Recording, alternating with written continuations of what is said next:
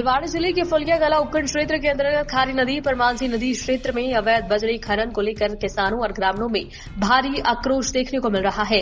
नियमों के विरुद्ध किए जा रहे अवैध खनन के विरोध में उपखंड क्षेत्र के सैकड़ों किसान और ग्रामीण एकजुट होकर मौके पर पहुंचे और अवैध खनन का तत्काल रोक लगाने की मांग की है।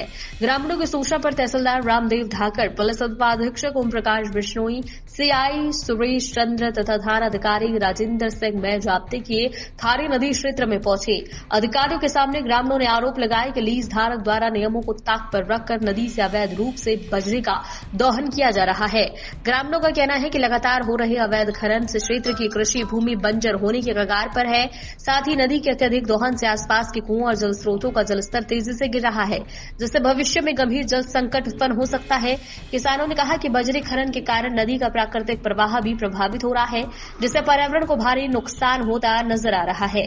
प्रशासनिक अधिकारियों द्वारा ग्रामीणों को काफी समझाने का प्रयास भी किया।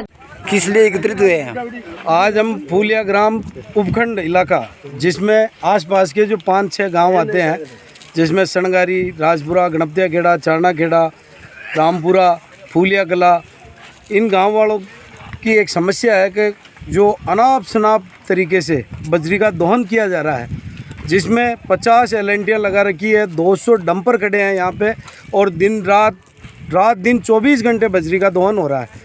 और हम जब भी यहाँ ज्ञापन देने गए या तहसीलदार जी के पास गए, साहब को एलएनटी बंद करवाई जाए, तो तहसीलदार जी ने बोला कि ये नियमों के अनुरूप काम चल रहा है और कोई बंद नहीं होगा।